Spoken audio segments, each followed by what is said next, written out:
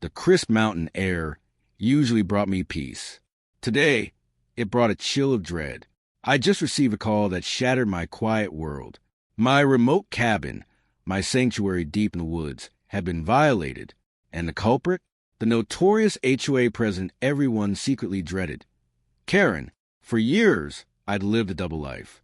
To the neighbors, I was just a quiet man who spent weekends at a rustic cabin 3 hours from the city. But the cabin was more than a getaway.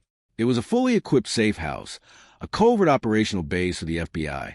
Everything about it, from hidden communications to secure data storage, was classified. My work in federal law enforcement was a closely guarded secret, and the cabin was central to it. The trouble had started subtly. Karen, with her perfectly coiffed hair and unwavering sense of authority, had always found ways to meddle. Emails about grass height, mailbox color, and the wildflowers I let grow freely were constant. I complied to keep a low profile. But this latest stunt was a declaration of war. Karen had decided, in her infinite arrogance, that my cabin, untouched for a few weeks due to an assignment, was abandoned without any certified notice. Without a court order, she reassigned the property to her son, a smug young man with entitlement written all over him. The call came from a trusted local contact, a retired sheriff who monitored things for me. "She's changed the locks," he said grimly. "Her son moved in last night. Place is a mess." Rage hit me like ice water. This wasn't just a property violation. This was a catastrophic breach of national security. The cabin contained sensitive equipment, classified files, and a secure communication system. If anything was discovered, the fallout would be immense. I drove through the night, my mind racing. I couldn't storm in and risk exposing the operation. I had to use Karen's own sense of rules against her. When I arrived, it was worse than I imagined.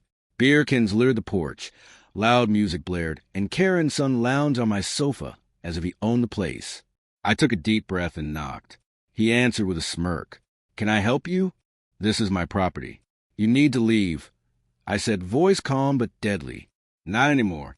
Mom said it was abandoned." He laughed. I handed him a copy of my deed. He barely glanced. "This is HOA territory. Mom's in charge. Talk to her." He tried to slam the door, but I blocked it with my foot.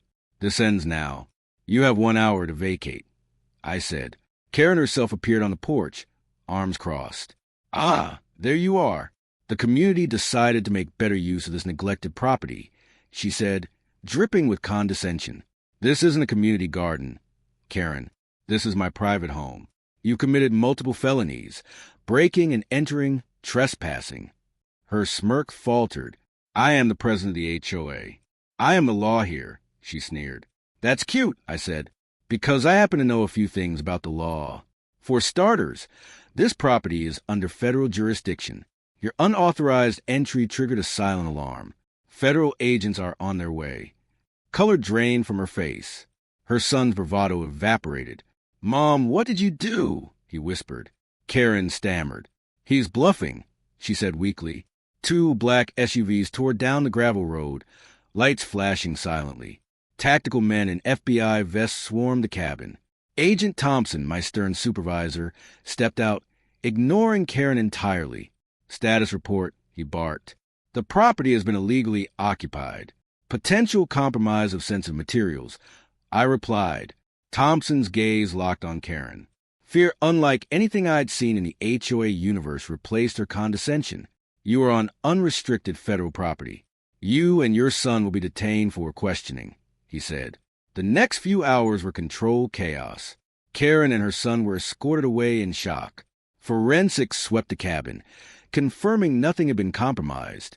Sensitive compartments remained untouched. The aftermath was swift and devastating. Karen faced federal charges. Her reign as HOA president ended in humiliation. Word spread to the community, a cautionary tale to all neighborhood tyrants. I reclaimed my cabin. The mountain air felt different now, clean, crisp, earned. As I watched the sunset from my porch, the trees glowing golden, I knew one thing. Karen would never interfere again. My sanctuary was truly mine.